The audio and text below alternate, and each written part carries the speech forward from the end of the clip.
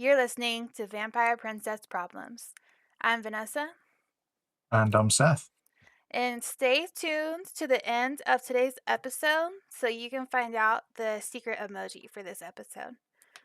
And so today's episode is called Is Honesty the Ultimate Aphrodisiac? And so what we are kind of asking here is how attractive is honesty? And I think it's very attractive because honesty is the foundation that you lay when you want to have trust with someone. And then once you have trust and honesty, you're kind of laying the foundation to have like intimacy, to be open with someone, and to just build a deeper connection to them. Absolutely. I fully agree because if you're not being honest, there is nothing there to build upon.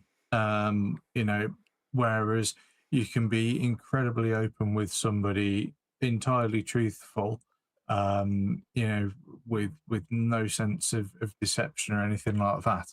And if everybody's being like that, then your lives are just going to be so much easier to mesh together into something that you enjoy experiencing forever.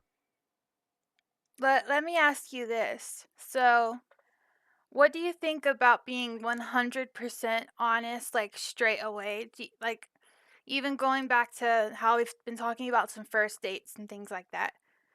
I mean, there's a difference between, like, lying and just leaving things out. Do you think that you should lay everything out on the table, like, day one? Or do you think, like, kind of dip your toe in the water, see the connection, and then as dates progress, kind of filling them in on everything? Or what do you think? Well, I mean, there's a difference between like a live emission and just something not coming up. Like there are always new things that you're going to explore with somebody and be able to add to a conversation. And some of these things are going to be things that that person didn't know. It doesn't mean that you're being deceptive by not mentioning them. It's just that there's so much depth to a person that it may not be feasible for them to sort of get everything out. Otherwise, you end up with like walls of text of somebody trying to explain themselves. So I think it's just something that naturally and organically happens over time. People reveal themselves as long as they're not going out of their way to hide something.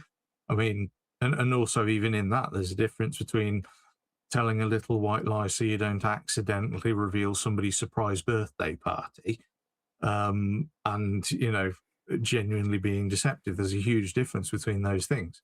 So as long as you're being sort of honest at your core, you're not trying to deceive, trying to defraud anybody or anything like that.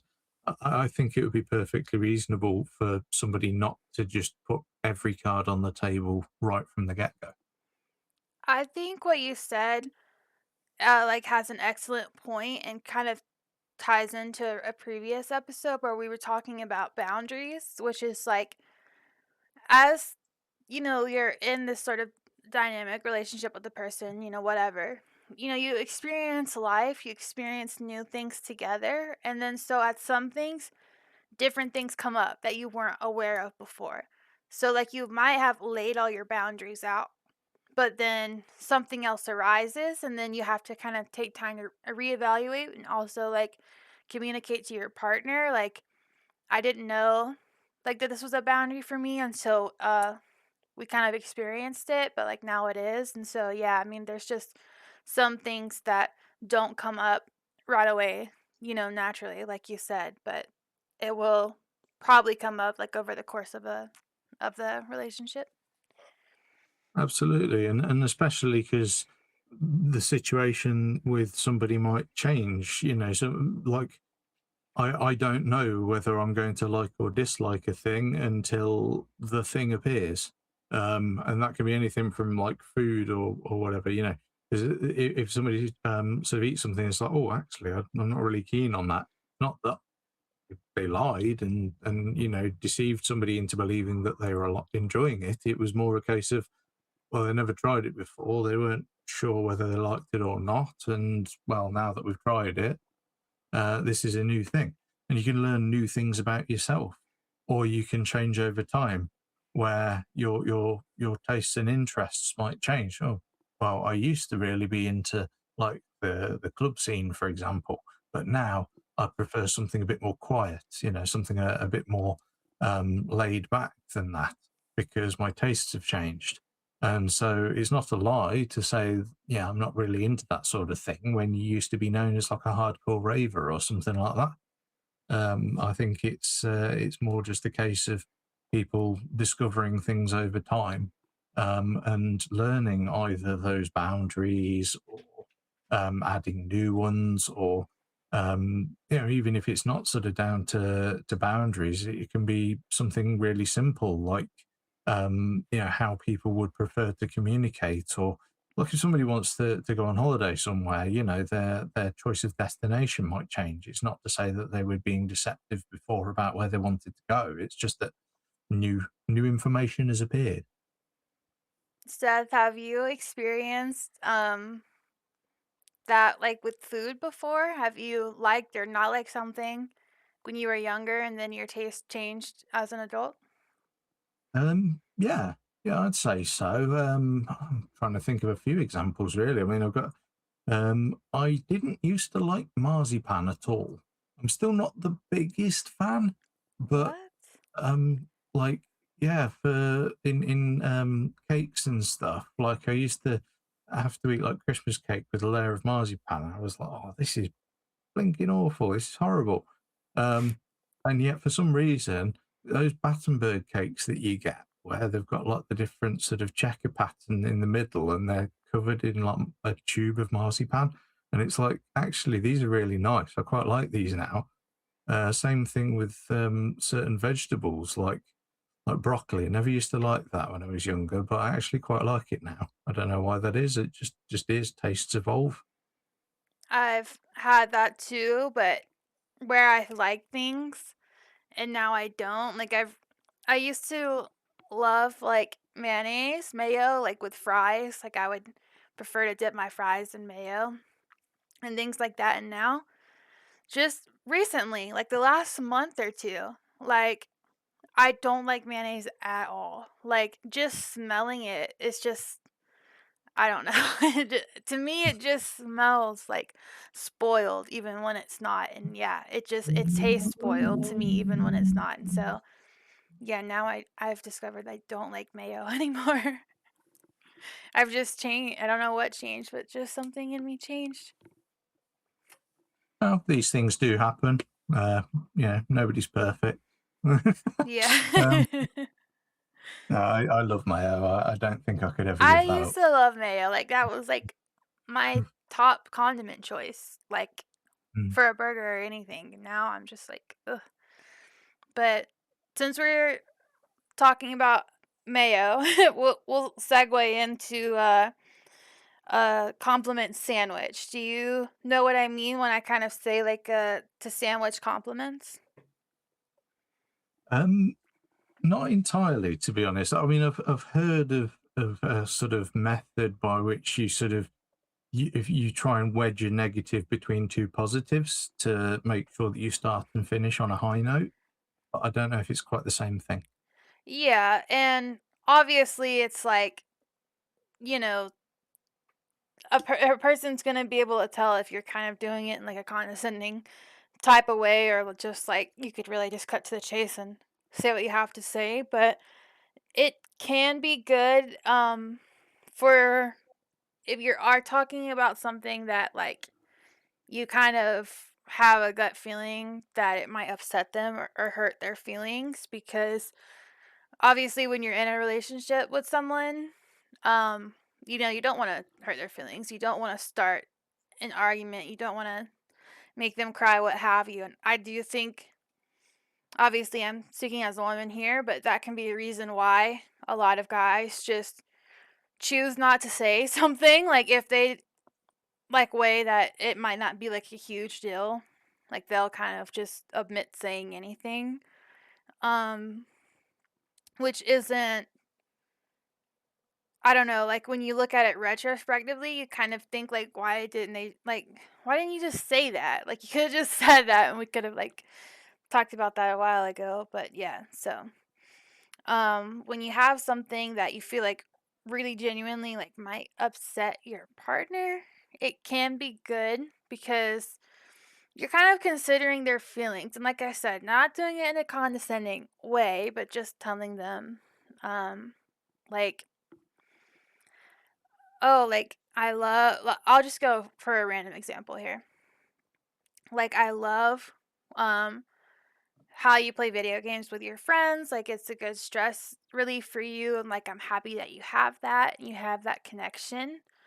Um, but when you play your games, like, really late at night with them, like, you can be a bit loud, and, I was just wondering if you wouldn't mind to, like, tone that down for me, but at the same time, I know you're loud because you're happy and you're laughing and, you don't mean anything by it, but I just wanted you to know, like, maybe not a perfect example, but, like, something along those lines to just the compliments being, like, not just, like, "You're pretty, can you be more quiet?" You know what I'm saying? Like, Yeah, yeah, they're that's true. meaningful compliments where you're coming from a place of understanding, but you're also like, "I understand, but I kind of have this thing I need to bring up, or I have this particular need as well, but, like, I still love you."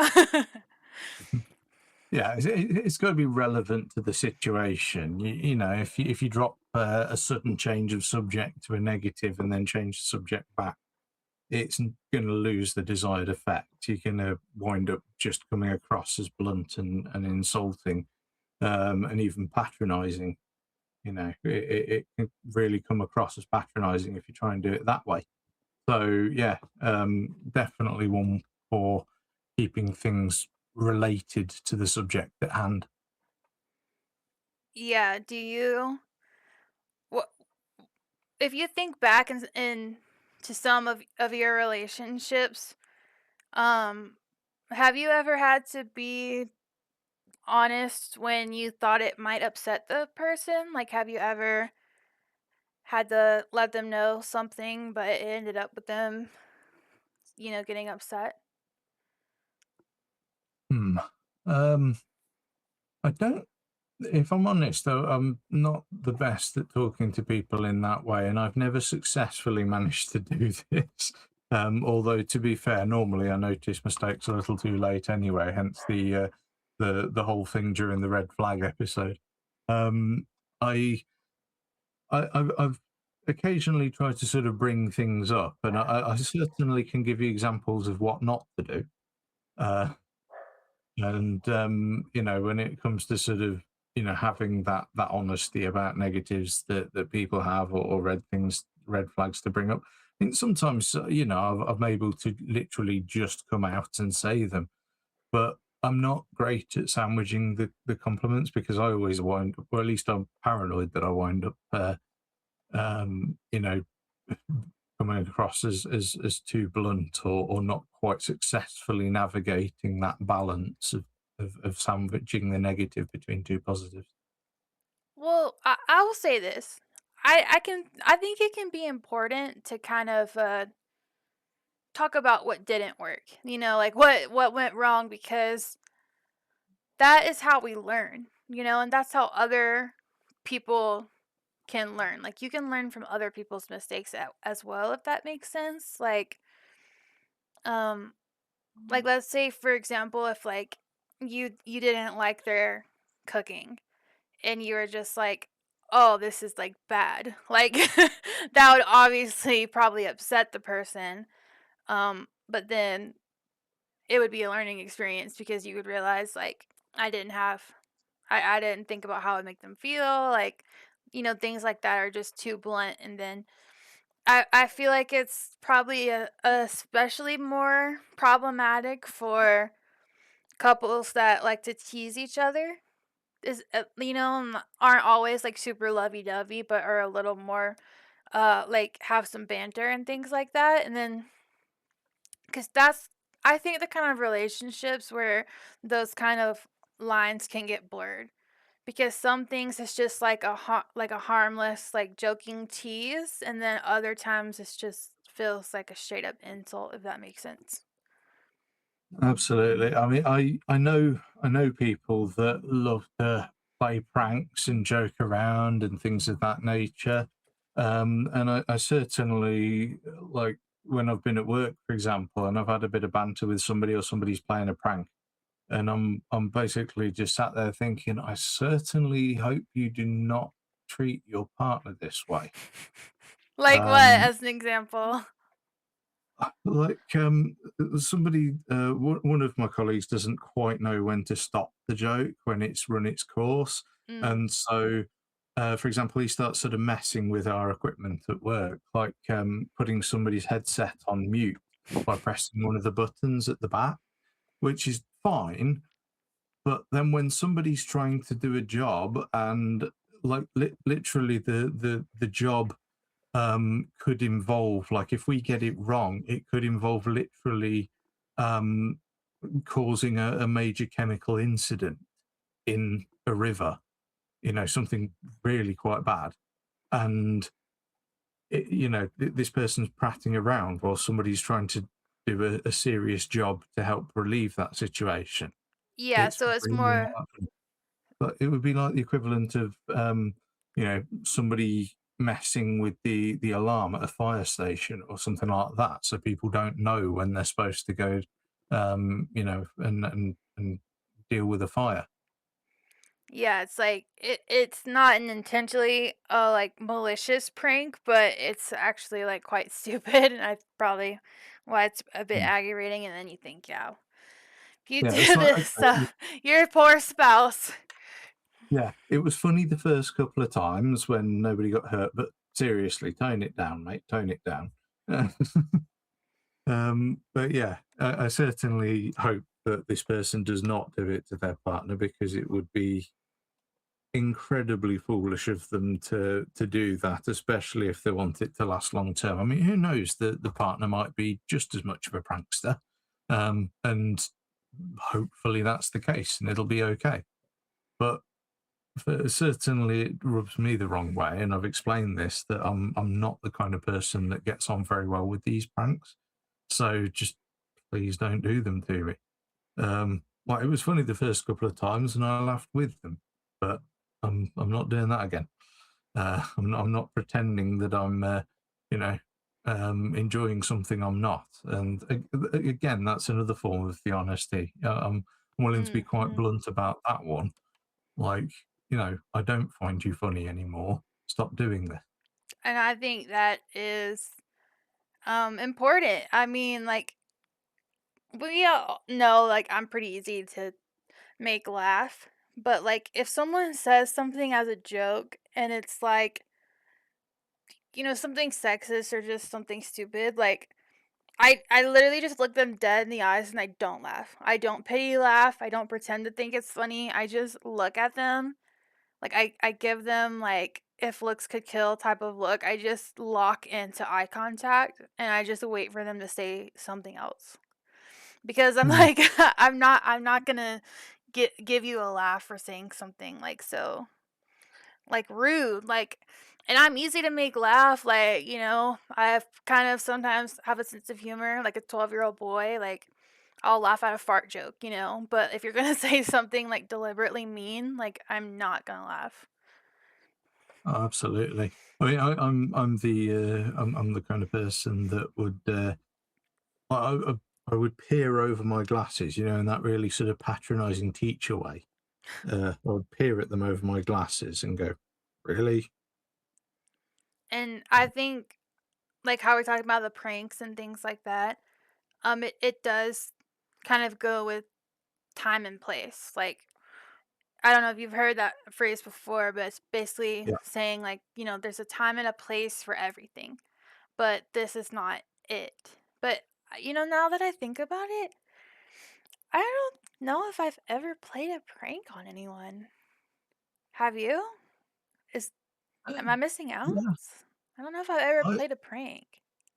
I have played pranks before on people. Occasionally they were funny. Uh, Like what? What did you do? you know the classic one where you put like cling film over the toilet bowl. No, did you really? Wait, to your partner or, like, to your parents? Or your sister? Uh, my sister. That's pretty good. Yeah, I don't It think I've only ever it only ever worked once, but That's pretty funny, yeah. I mean, it the stuff I've done isn't like pranks, it's like intentional, like long game scheme type of stuff. I like into a not like a funny haha realm, into like I literally plotted your demise. okay, I've got one for you that I've just thought up actually probably would fit into this kind of prank category really well. What? I got a friend, and this was when I first ever met them, right? And we were working in the same place, and um, this is the bit actually where I get everybody who's listening to hate me. Uh, as some people know, there's this thing called the game, and if you think about it, you lose it. And so I introduced my colleague to the game, and so made them aware of the rules. If you think about the game, you have lost the game.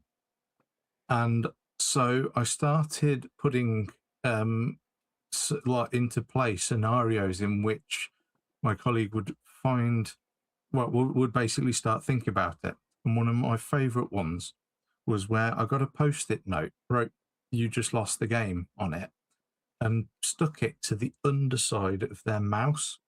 So when they were trying to figure out why their mouse wasn't working, when they were trying to, get started on their workday, and so they picked up their mouse, looked at the underside of it, and saw this post-it note.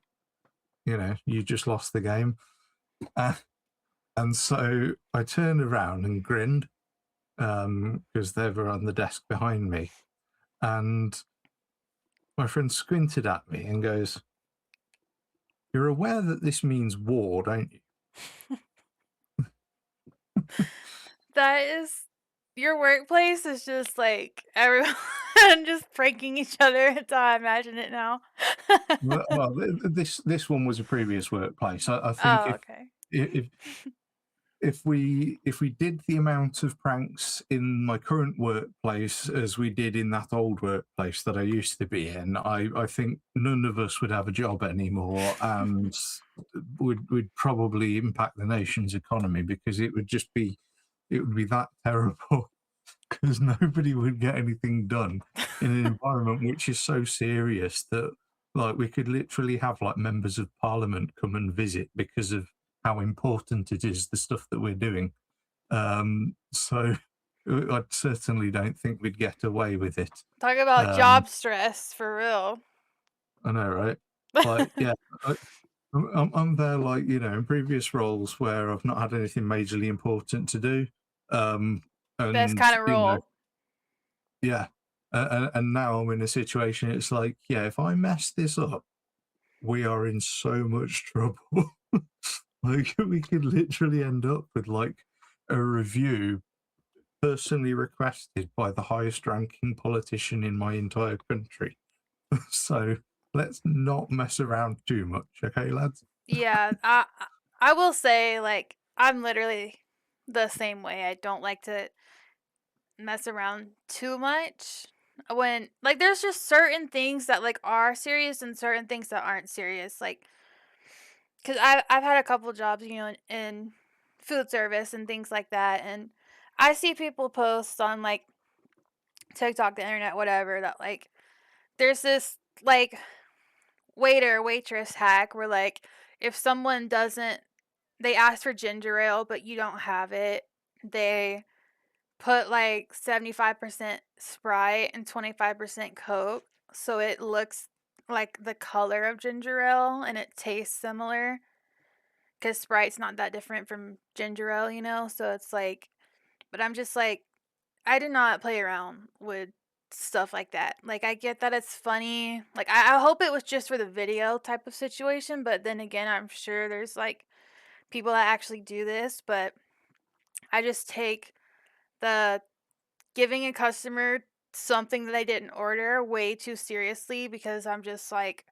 what if they couldn't have caffeine, because they have a heart condition? Like, and it's, I think because I have a legal mind, because I've also, I'm a certified paralegal. I've worked in a law office and things of that nature. So I'm always, I wouldn't say always thinking worst case scenario, but yeah, I'm like, if someone asks you like what's in something and you don't know, like just say I'm gonna go ask the chef. Like don't just make it up on the spot. Like it doesn't seem serious to you, but it can be like quite serious if you're gonna serve someone like an allergen or just something of that nature. And then I'm like especially like with a kid and like a kid has an allergy, I'm like, we're not joking around. Like this isn't even funny. Like we're not even remotely joking around. Like I am so dead serious because I'm just having to manage like these kids, these younger people, and they don't want to take everything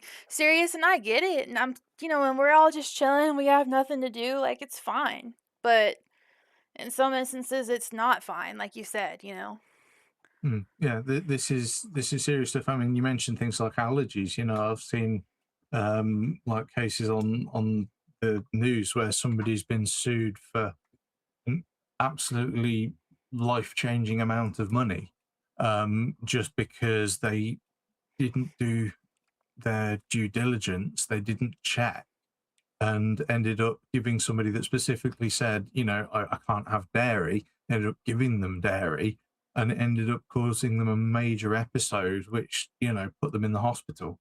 And not just on the sort of light sort of hospital visit. We're talking sort of like medically induced coma, while people sort of put stuff to flush out their system, like ulcers and everything, like the works. I mean, obviously, I'm exaggerating here because lack of medical thing, but we're talking like the serious stuff, um, because somebody gave somebody something they were allergic to or intolerant to, and yeah, it just opened up a legal pathway for you know thousands upon thousands of, I think it was dollars. I swear this was in the States where this happened. And so yeah, and I used to be a chef, and it was we had to do constant training on allergens, and every time they learned something new, we had to do a new training course to refamiliarize ourselves with the process and the updates of the process, to make sure that we were always in a situation to minimize cross contamination and all sorts of other stuff. It was so serious, and rightly so. So yeah, I mean, there's yet another example of honesty, I suppose. There is Yeah, somebody being honest about their health, to a stranger, as a place of trust from which you have to hope and trust that that other person listens to what you're telling them. exactly. And I'll just share like this one little anecdote, and then we'll move on. But yeah, when I was working at a cafe, and I had just become a manager like pretty like maybe within the week. And so I have a barista up front, and it's a mother and a young daughter trying to place an order, and she's like, "Oh yeah, my daughter is allergic to nuts, like a severe allergy to nuts, like, but she wants to get like a frappe, like a milkshake, like without the coffee." And they're like, "Oh yeah, like we have like vanilla, we have chocolate." And I'm just like, "No, we don't, because we use these same blenders, to blend something with hazelnut or with almonds. And so if it's a severe allergy, like that amount of cross contamination is not, like a lot of places will have specific blenders that are the they're a different color, and they'll be like the designated like a nut free blender. But when I had just become a manager, we only had one blender because we're a small shop, you know what I'm saying? So we didn't have that. I've worked in other places where you've had a designated nut free blender, but I was like, I would be more than happy to make her a chocolate milk, because I can guarantee, that the chocolate syrup and the milk are just going to be in the a fresh cup mixed right there, not cross contaminated with anything else. I can add whipped cream sprinkles to the top. Like I can make it really cute for her. Um And, like, when I did, like, kids' cups, I would draw, like, little cute faces on the cup so it looked like the cup was, like, animated, but I was just like, "Yeah."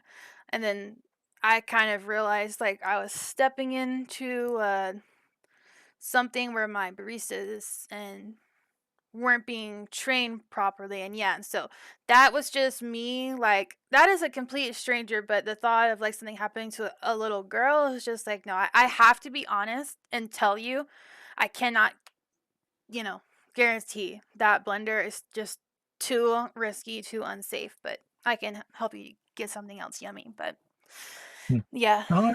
I would like to hope, and I certainly do hope this is the case, that they would have noticed and recognised the fact that you were that forward thinking and then willing to spend so much effort on coming up with a solution to work around it. Um, but that would lead to them having a way better experience overall than even if you'd have just given them what they asked for, even if there wasn't an allergy in place. Yeah, You know, and it I appreciate that. I don't remember the scenario. I think they were happy with it, but I've literally had scenarios like that where I've been like, "No, like, we can't accommodate that 'cause and then people are like, "Ugh, well, I really wanted a frappe," and I'm just like, "Well, I really don't want you to die right here." Like, I'm sorry, like like, what? Anaphylaxis is not fun. It's not a good hobby to have, you know, going into anaphylaxis. Let's not do that, shall we? Yeah, like, "You want a frappe with a side of EpiPen?" Like, I don't know what you want from me, but I'm not gonna do that in good conscience, you know? If it's like an Absolutely. adult, I'm just, like, looking at them for a second, you know, but no, when there's a child involved, I mean, it's just absolutely not. Like, it's just not happening. Like, Hmm. that's why I'm like, I'm not refusing service. I'm willing to accommodate you in other ways, but I am absolutely not serving your child anything from the blender. Sorry. Yeah. No, for sure. But yeah. Absolutely right. Um, so let's kind of dive back into where we were. And that is like giving your partner having to be honest with them about something that's gonna upset them. Because there's gonna be a lot of people out there, like I was talking before. There's guys that are just like, I don't want the hassle, I don't want her to cry, I don't want to deal with it, you know, and then on the flip side, there's also, you know, women or whoever out there that's just like innately a people pleaser.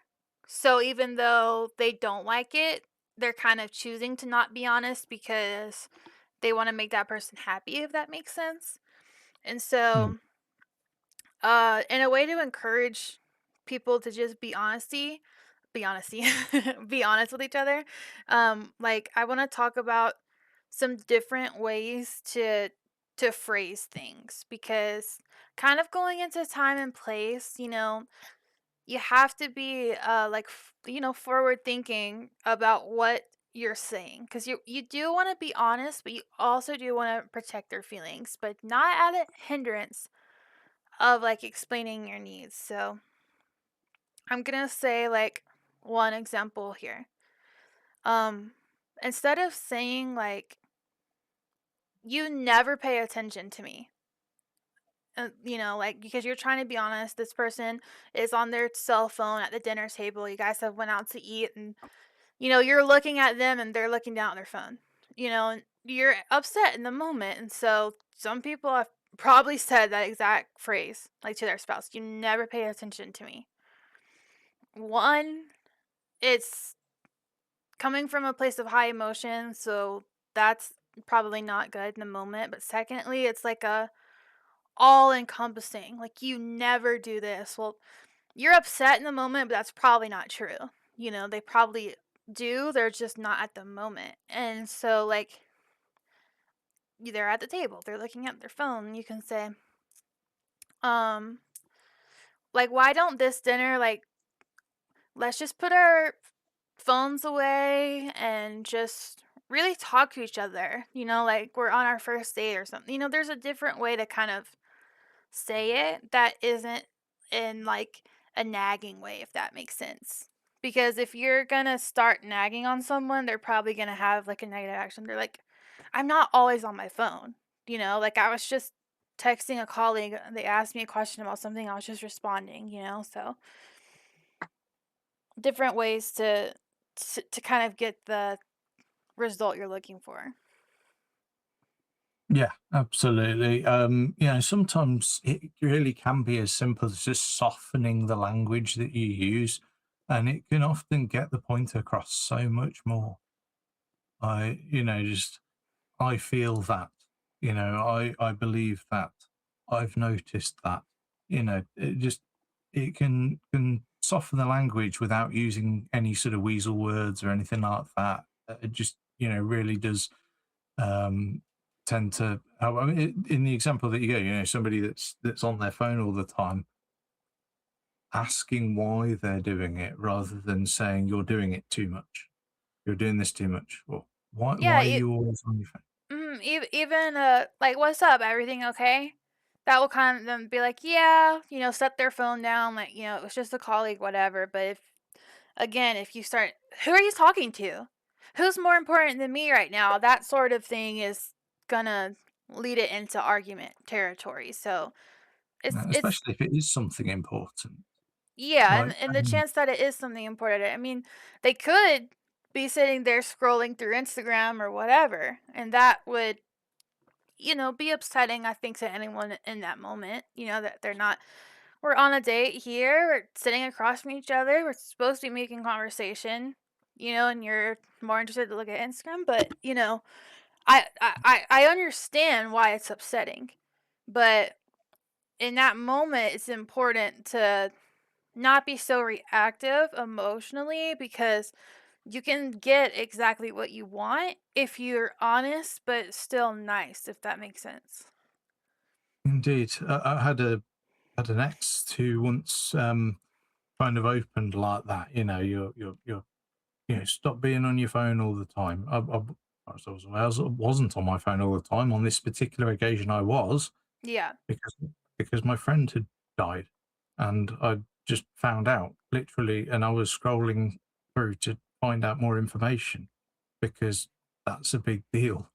That right. was devastating for me, finding out that somebody that I'd, come to care about, and somebody that looked after me, and we'd been good friends for, not the longest time, but long enough to make an impact. And I found out that they passed away in an unfortunate accident, or road accident. And I was just like, I couldn't believe it, that there was no concern. There was just accusation. Obviously, I was very quick to say, this has happened. Could you please just give me a moment? Um, but yeah, it was definitely not what I wanted to hear at that time. Whereas a softer approach, I could have just explained very clearly. I apologize. I know I should be in the room. It's just this has happened. And that just opens up so many more doors to helping people or explaining or just being able to be honest. I was As a result of that, I wasn't as forthcoming with the follow up to all of that with my partner because at the time I was like, am I going to get told off again for bringing it up? Which I know is kind of stupid, but that's how I was thinking at the time because I was like, Yeah. well, when it first happened, she had a go at me. So And I that's like I was saying earlier. I mean, and that was just offhand, but something as simple as "What's up? Is everything okay?" Like when they're on their phone, because is it a work emergency, a family emergency, friend emergency? I more so take that route for one because I'm like, well, this is also like my ego, but I'm like, well, if someone is on their phone right in front of me, I'm gonna go ahead and assume it's pretty damn important, because I'm right here. So if the phone is more important, like but what I'm saying is just, what's up? Is everything okay? And that probably would have gone like been a lot nicer for you to have someone be like, "Hey, everything okay?" instead of just, "Why are you on your phone?" Because that's coming from a fussing, nagging, emotional reaction type of place. Definitely, definitely, it makes all the difference in the world. Because what was happening, obviously, like I was saying, was pretty damn important. And it's a natural human reaction, I think, to want to know more. Like when you hear stuff like that, and people say, "Oh, it's nosy." Like, it's not nosy. It's because, just like I was saying before, like it's a learning, you know, perspective. If you have had someone you love, for example, I'm not saying this is the case because I don't know what happened to your friend. I'm not trying to speak ill of them. I'm just saying as a random example. If you've had, a friend or a loved one pass away from drunk driving, you as a human are going to take that as a learning example and say, I'm never going to get behind the wheel after drinking. And so it's that sort of same thing of learning, from people's mistakes. Or that person was passed away, they were going 100 miles an hour on a 30 miles an hour road. I'm never going to excessive speed. It kind of just, it, the more that you see stuff like that, the more you kind of learn as you go. And yeah, it's natural to want to know what happened to someone, and or just at the day and age where social media is like the one way to learn. Unless you have a family member call you up directly and say, "Yeah, this is what happened." I mean, the best, fastest way to get information is to find it on social media. Definitely.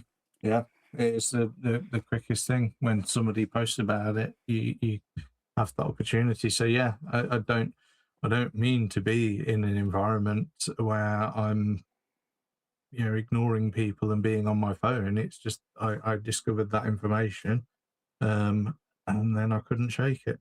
And same for any scenario where somebody's in that, yeah, the accusation is just never nice.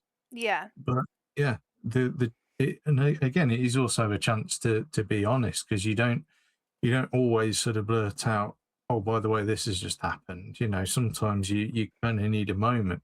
You're not you're not being dishonest with somebody by not bringing it up. It's just the simple fact that it's not always the first thing you want to say. You don't want to talk about it until you know more information. Sometimes. Because more than likely, her brain, goes to that place of, oh, he's looking at other girls, he's texting other girls, while we're on our date. It could have been something as so simple as your mom texts you and said, have fun. Y'all have fun out on your date tonight. Have a good time. Like it could just be literally someone well wishing your relationship, like the message that you're responding to. And that's where I'm saying you don't know. You don't know for a fact they're sitting there doing whatever you think is making you mad. So come from a place of, you know, what's up? Is everything all right? Like I said, even if you have to tell yourself, well, it must be pretty damn important because they're not sitting here talking to me when I'm here, but that's what puts me in the place of being like, yeah, it must be something pretty important. I don't think that my partner is just sitting scrolling, looking at other women while we're on our date. I mean, logically, you have to kind of realize that. Yeah, for sure. I mean, there probably have been people that have done that, but For sure. certainly not me. But at the same Certainly. time, it's like, that's when you look back. We laid our relationship foundation on what? Honesty and trust. And trust has to go both ways. Mm. I think I've probably mentioned this one before. There was an incredibly good quote, and it was from the TV show Battlestar Galactica. It was one of my very favourites. And there's a bit where one of the characters who's kind of originally from the opposing side, originally from the antagonists, ends up joining the protagonists team. And when it's time for her to be, sort of sworn in and goes through the ceremony and gets given a really important mission. And what gets asked, she asks the commander, how do you know I won't betray you? And he goes, I don't. That's what trust is. Exactly. That's like mic drop moment. Like exactly. That's what trust is in every relationship, whether it's your I mean, whether you're whatever, fighting crime together, whether you're in a relationship, whether you're business partners. I mean, at the end of the day, you can think that anyone's going to screw you over, but if you've laid the foundations on honesty and trust, you have to just put that trust in. I mean, it's almost like faith in a way. And actually, speaking of faith, you know how we were talking earlier about there's a time and a place? And Yeah. so with that, it's like, let's say you're in public or you're with your friends, you're all hanging out in a group, and your partner does something you don't like. And so you're not going to want to correct them, obviously, right there in front of everyone. You're going to want to talk about it um, later when you get home. And I actually saw a funny example of that on a TV show I was watching that is called uh, The Secret Lives of Mormon Wives. I don't know. Are you familiar with what, like, Mormon and the religion of the Latter day Saints, or not really? Um, I'm I'm familiar with it, in to an extent. I've Okay. never Yeah, that's personally met somebody from that religion, but I am aware of what it is and some of how it came to be. okay. Yeah, so perfect. I just want to make sure you kind of basically know what I was talking about. But anyway, um, there's this one couple, right? The husband and wife. The husband has the last name of Affleck, and the husband's family apparently had this running joke that, oh, they must be related to a celebrity, Ben Affleck. I don't know if you know Mm. who that is. Used to date J Lo and Yep, an actor and stuff like that. yep. I'm aware. Yeah, Okay, so yeah, so they were like, yeah, we must be related to Ben Affleck, and they kind of started it as a joke. And but when the wife heard that, she took that. She didn't realize they were joking. She thought they were being serious. She thought they were, and then she was like, "Oh, you guys are related to Ben Affleck," and someone said, "Yeah, he's our second cousin or whatever." And so whenever the husband and wife go out with their friends, she goes and tells all of her friends, "Oh yeah, we're related to Ben Affleck." Like that's it, my husband. His name's Zach. Like that's Zach's second cousin, related to Ben Affleck. And so, and all of her friends are kind of looking at her like in a weird look, but she genuinely believes it because her husband's parents and grandparents are saying this, and she's not understanding that they're joking, so she's just believing them like wholeheartedly. And then it later on it shows them like at their house, and he's like, "Hey,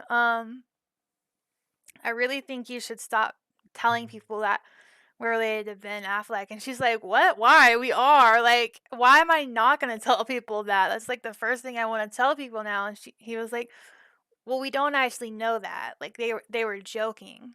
And so anyway, it was just for me, their relationship has, positives and negatives, but I did appreciate the fact that he didn't say anything right in the moment, like, correct her in front of her friends, because that would have been, like, super embarrassing. But he did wait till they got home and kind of told her, like, "Yeah, we don't know that to be true, but you need mm, to stop telling it to people."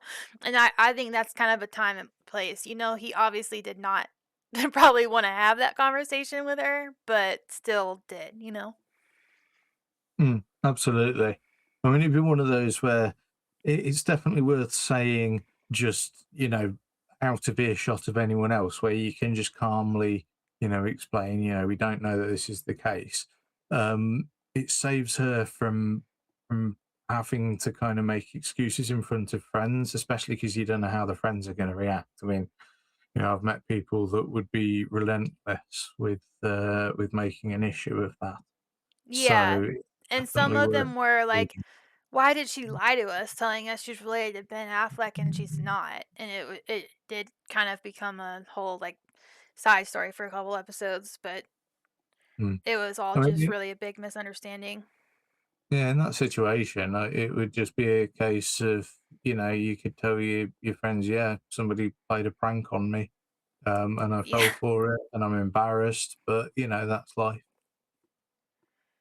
Like, A lot you of know, pranking in this episode. I'm feeling like I really need to prank someone now. I'm missing out maybe. But yeah, I think his family really did play a prank on her. yeah. I mean, it sometimes, 'cause some people just want to believe people at face value. Yeah, being honest with someone else is important, because you're also being honest with yourself, and we all have, like, to work through, like, these feelings of embarrassment. Like, for example, like, for me, I would feel embarrassed, like, if somebody told me just like, "Oh, like, you have something in your teeth," where, like, I should be appreciating the fact that, like, they told me, you know? Like, someone's ever told you, like, "Oh, like, your zipper is down," like, you obviously wanna know so you can fix it, but I would feel, like, so self-conscious and so embarrassed in the moment, and that's something that, like, I've had to work through. Um, and then, like, let's say that same scenario, like, you're at a party, like, with your partner or whatever, and they have something in their teeth, like, I would not want that blurted out in front of everyone, like, I would wanna be told, but I wouldn't want it just like, "You have something in your teeth," you know? Mm.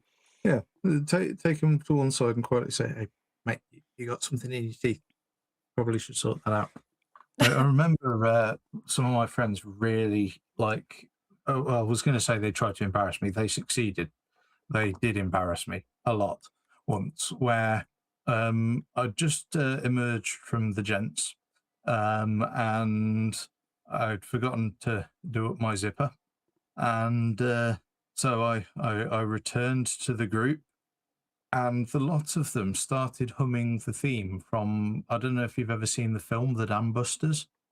Mm-mm. Um, it's the story. It's based on a true story. It's about how the British Air Force, Royal Air Force, destroyed some dams in Germany, and when they did that, obviously this helped during the Second World War.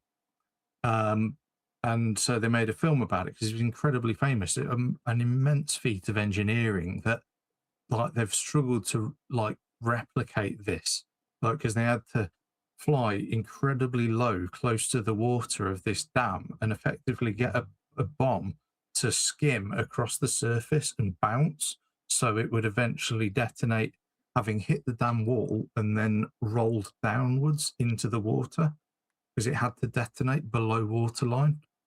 Um, and incredible film, and therefore they, but they had the theme tune. It was something like do do do do do do do do do, and they all started like singing that, and people started looking in our direction, and they were like, I was like, guys, why are you humming that song? Oh, the Dam Busters. What?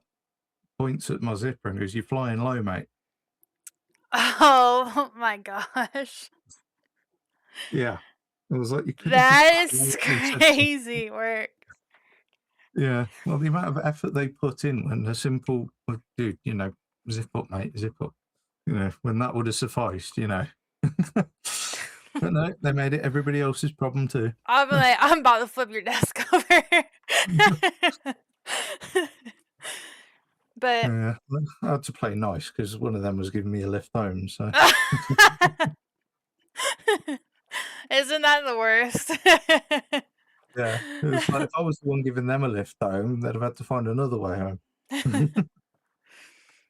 Um, and so I wanna touch on one other example that I've just heard, just from friends and things like that of being, like, common issue in relationship, is that when I guess it could go either way, but obviously I've just heard from my girlfriends, like, want to complain that, uh, their partner never initiates intimacy.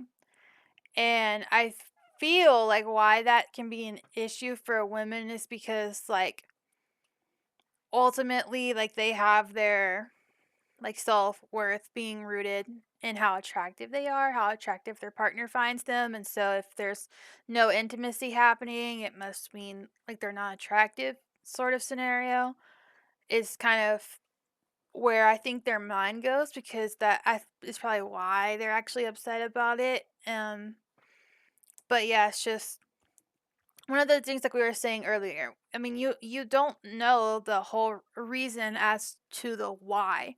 Like you didn't know why they were on their phone.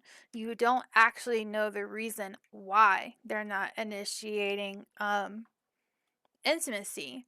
And so it but if you go to him and you're just like you never do this, you never do that, and you come from that like nagging place, it's gonna take something into a fight that doesn't need to be a fight.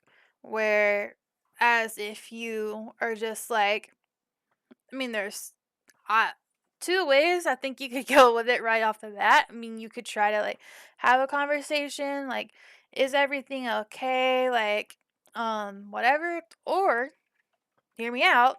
You could just initiate it, yourself. And there's obviously the case that there is obviously something is very wrong, they're not gonna carry their weight, but if they've just been, distracted from work and things like that, I mean, maybe it would just be nice if you initiate it, like, every once in a while, because I think everyone appreciates that. Absolutely. I mean, there's there's there's an amount of fatigue in being the only one to initiate it. Mhm. Um, and there's something incredibly nice about not being the only one to initiate. Like, just that even occasionally, just that moment of, they're the one coming on to me for that. That's just an amazing feeling. It's so nice. Like, why can't this just happen from time to time, you know? It's like, you know, men are visual creatures. If you wanna initiate intimacy, it just, like, literally, it's just as simple as putting on some lingerie and walking around the house. Like, that isn't that is like an initiation right there. Like, Yeah. that's probably gonna do the trick for you, just something simple, and I think, like, relatively, like, low effort is probably gonna get you, like, the outcome that you want, whereas, like, nagging, "Oh, why haven't you done this? Why haven't you initiated?" I mean, that's gonna be, like, a turn off. Mm. For sure. Yeah, absolutely. Bit of lingerie. Just walk around and make sure I'm aware of what you're wearing. That'll absolutely work. you know, I am a simple creature at heart. I'm sure. But then there are those occasions where, like you say, there can be like work stress and other factors that can reduce that. And sometimes, just a bit of tactile de-stressing can help in that. And then suddenly the ice is broken. Then you can initiate. Um, but yeah, it's always there's always something that can be done, even if that thing involves a bit of patience and just helping somebody to not um, be in such a bad place. So that then obviously, because that's the thing, the libido will disappear when there's stress or sadness quite often. So sometimes just distracting from that can really be a big help. Yeah, like, even if it is coming from a place of depression or sadness, like, something bad has happened to them, recently. I mean, obviously, they're still not gonna feel like it, even if you walk around the house in lingerie. That's what I was saying. Sometimes it is a deeper meaning, but sometimes even then, it still can be as simple as like, I'm gonna wear something cute and order a pizza, and we're gonna build a fort and watch a movie. And something like that will probably help. like them maybe just come out of their place, even if it's just for the night, and kind of Absolutely. re-spark something up, because it's like, I'm care about your well-being, like I want you to have a nice evening and blah blah blah. Yeah, that sounds amazing. I would, if I'm in that situation, that is exactly the kind of thing that would help me, certainly. So I can say for sure that that's a brilliant method to do that, and then suddenly, you know, like I might have rekindled the feeling that was such a struggle to bring on before. Yeah, and it's like, even if that night, you guys just kiss, it's still kind of rebuilding you back to that place that you were previously, because obviously, you're not gonna cure someone's depression in one night, but you're kinda gonna get them back to feeling almost like that, back into that bubble, like, when you're in a relationship, you guys kind of build your own bubble of just when you 2 are together and just alone, like, you kind of have those feelings, so just kind of rebuilding towards that, and I feel like, yeah, helps even just on the basic level of, like, someone they know someone cares about them. Definitely, definitely. It really is just reaching out to to hold somebody's feelings in place that are struggling. It's a wonderful thing. So, yeah, that's where we're gonna probably end off. Just remind everyone to be honest, be kind, be respectful, be true to yourself. And if you've listened this far, you're about to find out that today's emoji is the cherry. So if you have listened, comment down below the cherry emoji so we can know who the VPP are. Those are people that subscribe, watch our podcast, and comment the episode emoji down below. We will give you a shout out in the next video. And we just want to say thank you guys so much for watching. Thank you very much indeed. You're wonderful people. And be kind to yourself and others. Bye.